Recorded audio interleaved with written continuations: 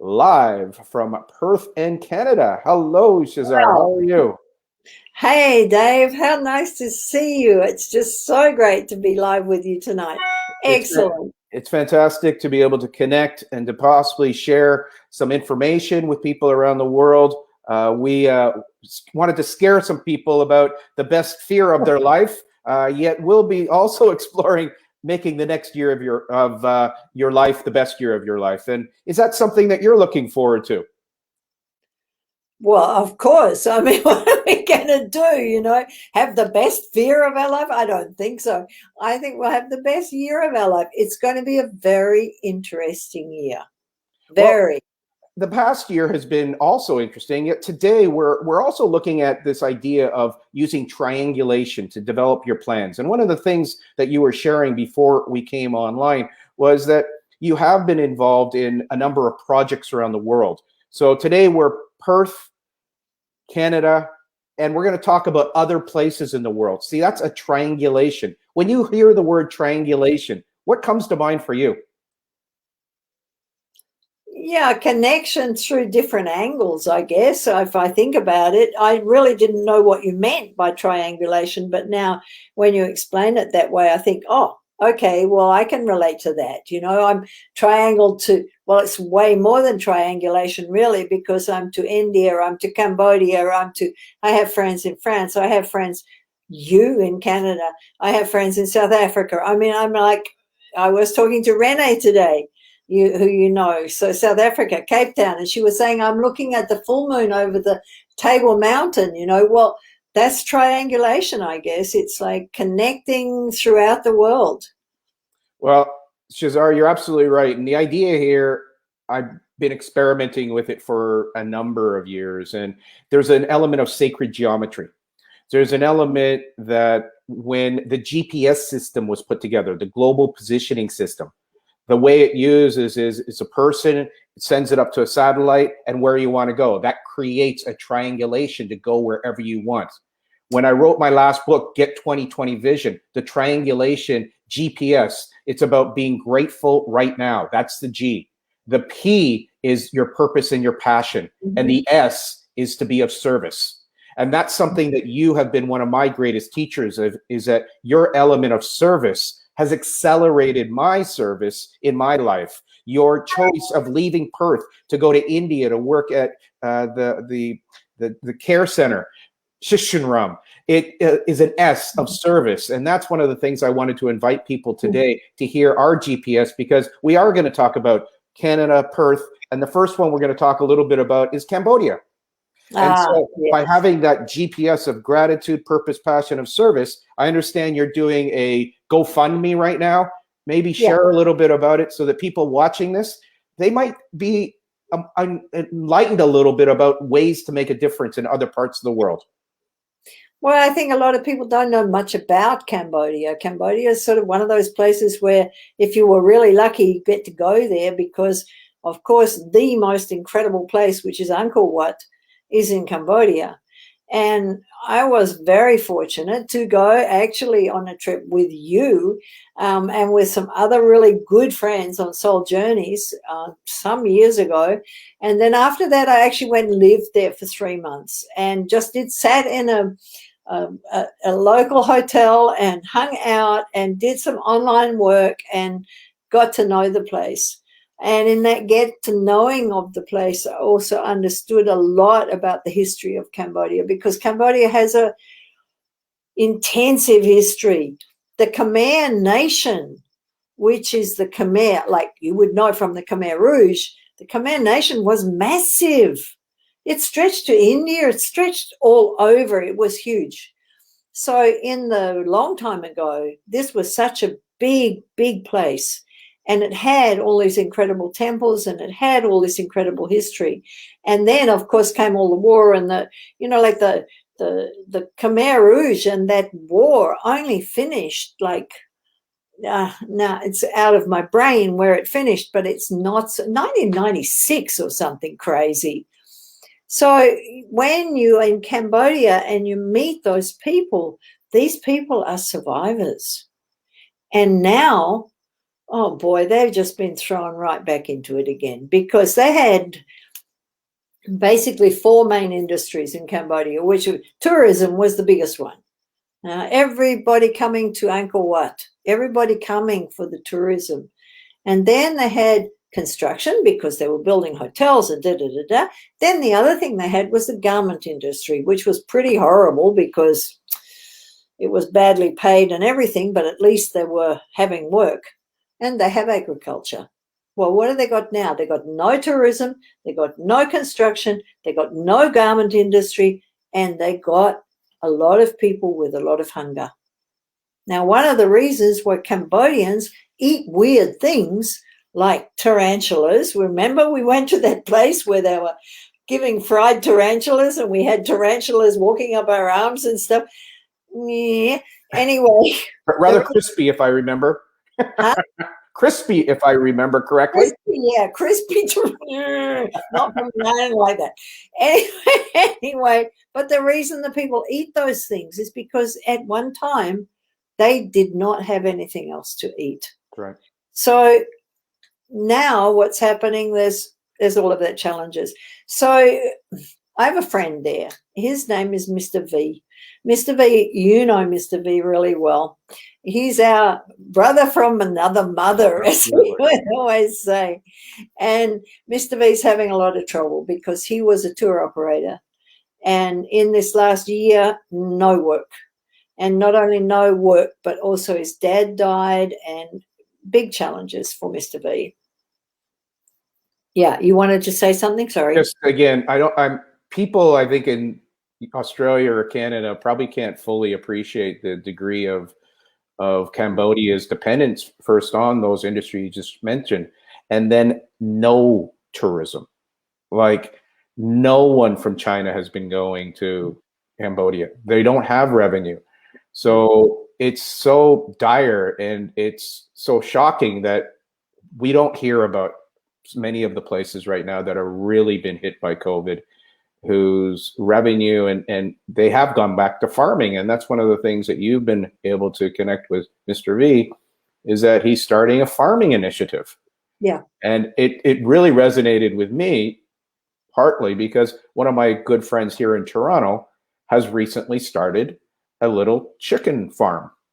And so when you showed me what Mr. V's going and doing, I needed to connect with you, because that's one of the things that I don't look at that as a coincidence. This is serendipitous. It's also an invitation that many people who are really focusing on mental wellness are getting into gardening. There's a lesson of gardening. The seasonality. We've just experienced our first supermoon of 2021. And so I really am thrilled to be able to share with you and invite you to now take it to the next chapter of, so what's going on with Mr. V in Cambodia, Perth, and Canada, and the way that we can share this message of farming and making a difference. So Mr. V has decided that the way he can make a difference, because he continues to make a difference, his whole life he's made a difference. By the way, you need to know, and you know, Dave, but the people need to know that Mr. V at 12 years old had an AK-47 on his shoulder, and he was frontline fodder for the Khmer Rouge. Yes. Not a choice of his. No. It's something that happened to him. That's right. This is a person who had that survival right from that time. So he's really a survivor. So he's also been somebody who's been incredibly generous. You know, he's always looked after orphanages. He's always looked after the little guy, you know. So right now his mum has a small piece of land, and V decided that what he's going to do is start a chicken farm. It's something he knows. You know, he's done a course in chicken farming, and not only that, he's got friends who've got chicken farms. So it's not something that he's just going to go, oh, I'll do a chicken farm, you know. He knows what he's doing. So, but he needs some funds to do that. He's got to build the house. He's got to get the incubators. He's got to buy the chickens, you know, the little ones. So there's a certain amount of money he needs. In Australian dollars, it's about $7,000. In US dollars, I think it's about $5,000. Hey, it's not much for us. really. It's really not much for us. But for V, it's a huge amount. So what I decided to do, along with some help from really good friends, is that I would start a GoFundMe for it. Get it out there, write the story, do a little video, get the story out there, tell people what's going on, because people don't know how poor Cambodia is. Absolutely. People don't know the streets are empty. They Sure. are flat empty. People don't have food. That's right. People didn't have food when I was there. People in the villages didn't have food. Yeah. But now it's even worse. Yes. So that's what I'm doing. What I can do here is start that, get that happening, get that word out there, and help V to get this chicken farm, because when he gets a chicken farm, that's not only V that's going to benefit from this. He's going to have people who work with him, and those chickens are going to feed people. Absolutely. And you can't tell me that V's a person that if somebody comes to him and says, V, I'm hungry, he's not going to give him a chicken. He will. Yeah. Well, that's what's really great here right now. If anyone is hearing this and they want to, they're curious about assisting people in Cambodia. One of our brothers from another mother, somebody who has made such a difference, he introduced me to the whole orphanage contribution, the education contribution, the pay it forward contribution. And he is a man of heart, and he has gone through his hells, yet he still have the compassion and the curiosity and the umph to make a difference. So we're going to put in the comments the way to reach out to the GoFundMe. We're going to ask people if they know somebody that might want to get involved in this. If you happen to be friends with Angeline Jolie, she actually did a lot of work in Cambodia. We actually went to her restaurant and bar a number of times. And again, that's one of the things that might be a little forgotten these days, just because people are so caught up in their reality. And we're inviting people that would be interested to get involved in GoFundMe and maybe even learn about it. Reach out. We'll put the link below. And that's one of the initiatives. And it's our first level of triangulation. Yeah. Any further little invite or well, I was going to say, if you guys are going to help out at this stage, one of these days tourism will open up again. And you know what? Angkor Wat and those other temples that V knows the back ones. He knows the ones off the beaten track. He knows the ones we can go to and there's no other tourists there. And you can climb over them and climb over the same places that Angelina Jolie went to, because V knows those places, and he will take you with his heart open. That's an invitation, folks. If you would like to set a dream trip for yourself in the future or revisit an amazing country, put that as part of your contribution. That if you want to make this your deposit to go and visit Cambodia with one of the greatest tour guides in the planet.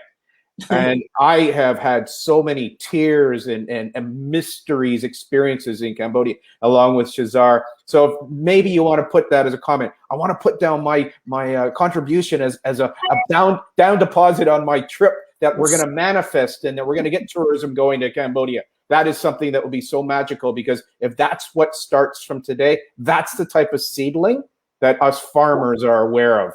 We're planting some seeds today. Very good. Thanks, Dave. Yeah. All right. Great story. So let's move. Now we go triangulation, Canada to Perth to India.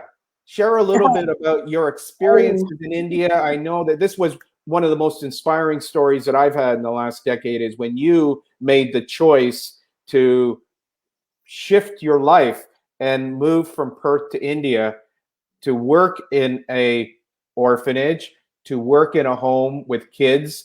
And it was just so awe-inspiring when I heard that. Yet it's also something that has been part of your journey for the last, fill in some of the details and share the story with our audience today. Well, it's such a huge story. I mean, it all starts back in Peru, Dave, and that's actually your fault. Taking responsibility. In that last meditation we did now I don't remember the name of the place, but it was led by you. Only in Tampo. Yes. And we were doing an amazing circle, and it was at the end of our Peru journey. And I found myself at the end of that circle lying face down on the floor, on the ground. And as I got up from that, I became totally aware that I thought I'd gone on that journey to Peru for myself, for my experience, for whatever. And through that meditation and through that culmination of everything, I understood right then that really what I was there for was to be in service to the Mother Earth. And from that came a lot of other things. My life did a big bazonk, like what they call now pivot. I did a pivot, right? Anyway, long story, but later on, I ended up meeting some people from India, very serendipitously, synchronistically, and I went to visit a shelter near Mumbai for kids.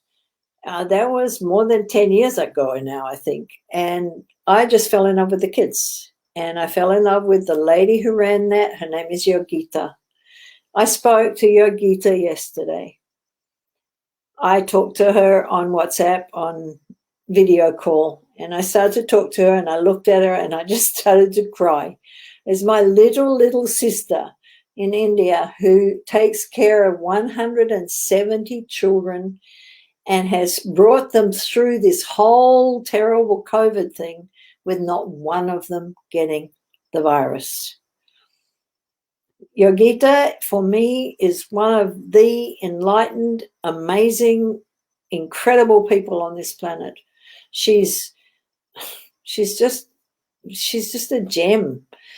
And yesterday she told me, I'm okay, but I'm very tense and I'm worried because we have rice and we have dal and we have, I don't know, 3 things, she said, that they have. But we don't have any extras, and I know those kids can live on rice and dal, rice and lentils for a long time. But it's a very hard time right now in India. COVID is going crazy.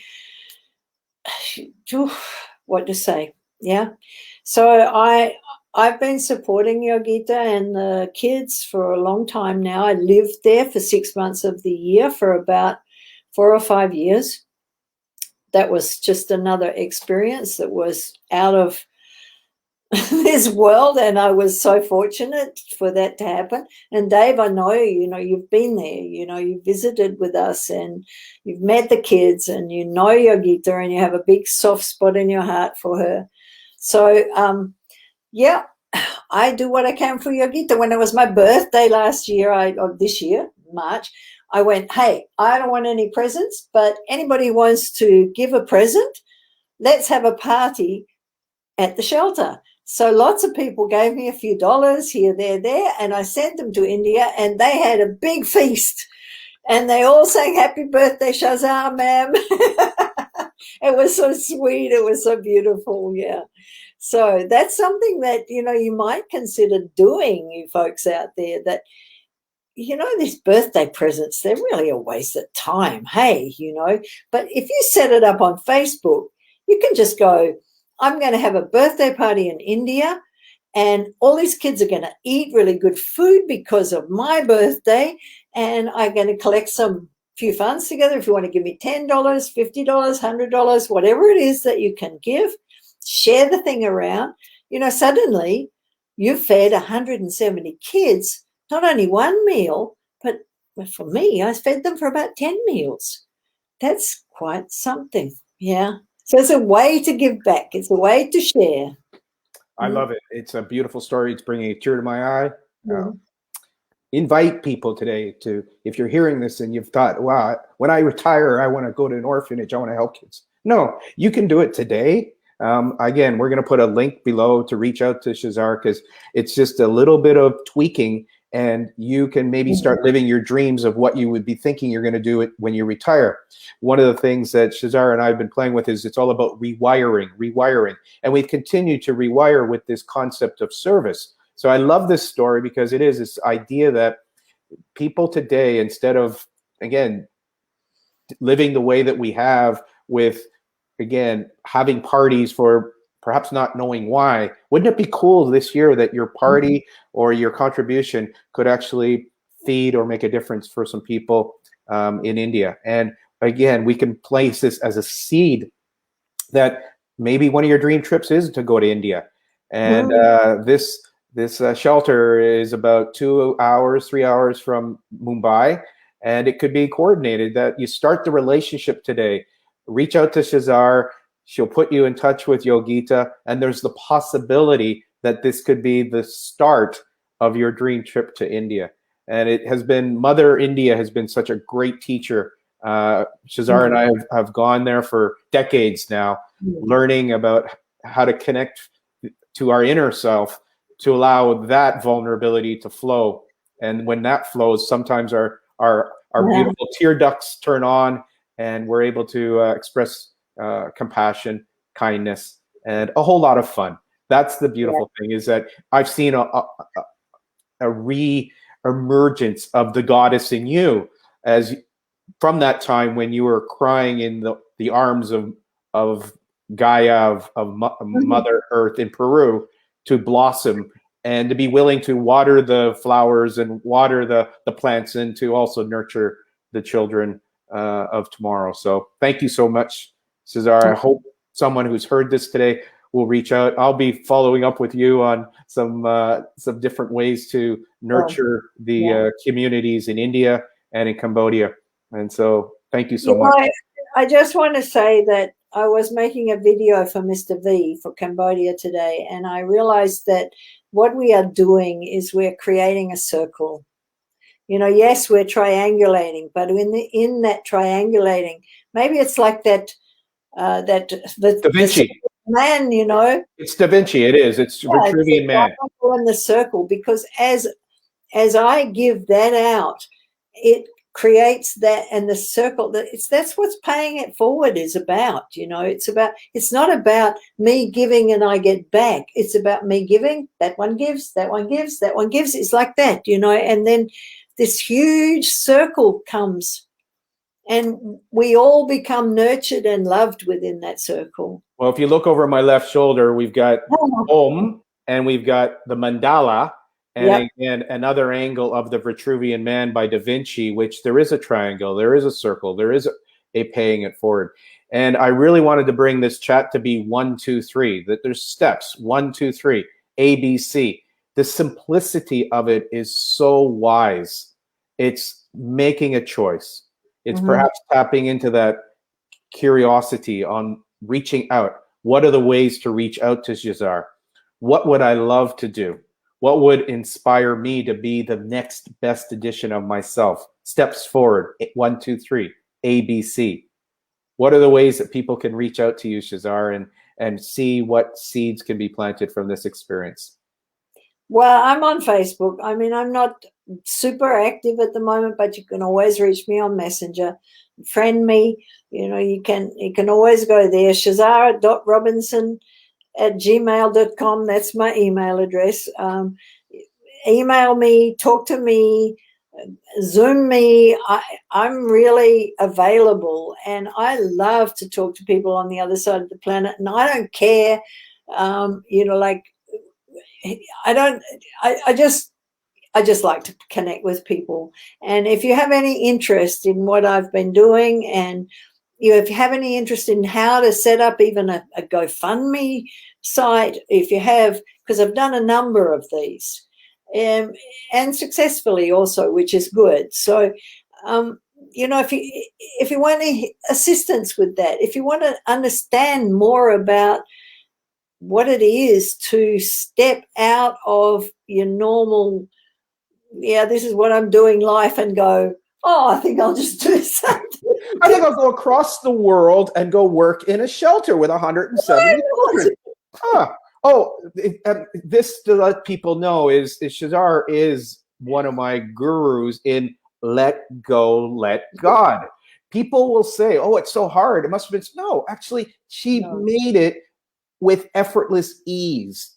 Yeah. it definitely included tears. Yet when you have this relationship with tears, that you thank the tears as they drip down and you taste, you know, that's a little salty. And then you find the giggle in that. That's the type of journey that Shazar has been living and continues to live. This idea of GoFundMe, folks, she is my guru in that. This idea of visual, using the online as a way to communicate and perhaps really manifest your life. If you've always had a dream of going to Peru or going to Cambodia or going to India, or simply being more effective in your community, Shazar is a great person to have on your team. Yeah. And so And, thank you so very much. Yeah, please continue and bring it to a close there, my dear.